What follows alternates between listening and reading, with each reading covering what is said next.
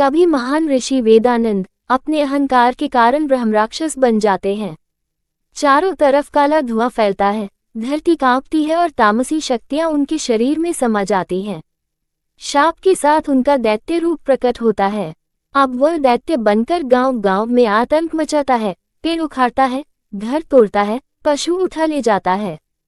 पूरा क्षेत्र भय से कांप रहा है और कोई उसकी शक्ति का सामना नहीं कर पाता। सभी ऋषि एकत्र होकर यज्ञ करते हैं और मारुतिनंदन हनुमान को पुकारते हैं। यज्ञ अग्नि धधक उठती है और आकाश से दिव्य प्रकाश उतरता है, जैसे कोई महान शक्ति आने वाली हो। अचानक तेज पवन बहती है और हनुमान जी स्वर्णिम प्रकाश में अवतरित होते हैं। उनका दिव्य तेज इतना प्रचंड है कि जंगल के अंधकार को चीर देता है। ऋषि प्रणाम करके अपनी व्यथा बताते हैं। हनुमान जी अकेले कालीधार वन में कदम रखते हैं। पेड़ कांपने लगते हैं और अजीब आवाजें गूंजती हैं। अंधेरा भी उनके तेज को रोक नहीं पाता। वे ब्रह्मराक्षस के ठिकाने की ओर बढ़ते हैं। ब्रह्मराक्षस अंधकार से बाहर आता है और अपनी गगनभेदी गर्जना से वन हिला देता है। हनुमान जी शांत रहते हैं और उसे उसका आतंक छोड़ने को कहते हैं। दैत्य हंसकर युद्ध की चुनौती देता है। ब्रह्मराक्षस काली अग्नि, ब्रह्म और भूत माया से हमला करता है। दिशा दिशा से आग के गोले आते हैं। हनुमान जी हर प्रहार को सहजता से रोकते हैं और अपनी दिव्य शक्ति से मायाओं को नष्ट कर देते हैं। अब दैत्य अपना सबसे बड़ा रूप धारण करता है, 50 हाथ ऊंचा, अग्नि में 4 भुजाओं वाला और भयावह। उसकी शक्ति से पूरा वन हिल उठता है।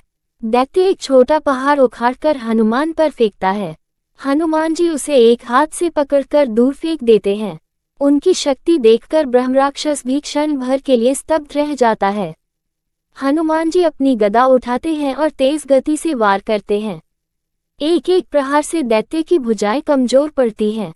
जंगल में गदा की टक्कर से बिजली जैसी चमक फैलती है। गंभीर चोटों के बाद ब्रह्मराक्षस जमीन पर गिरता है। उसकी लाल आंखों में पहली बार डर नहीं, पश्चाताप दिखाई देता है। वह हनुमान जी से क्षमा मांगता है और उद्धार की प्रार्थना करता है। हनुमान जी उसके सिर पर हाथ रखते हैं। काला धुआं हटने लगता है और दैत्य का शरीर दिव्य प्रकाश में बदलकर अपने मूल ऋषि रूप में आ जाता है। ऋषि वेदानंद अंत में आकाश लोक को प्रस्थान करते हैं। कालीधार वन हरा भरा हो जाता है। गांव वाले भयमुक्त होकर खुशी मनाते हैं। हनुमान जी सभी को आशीर्वाद देकर अपने पवित्र धाम को लौट जाते हैं।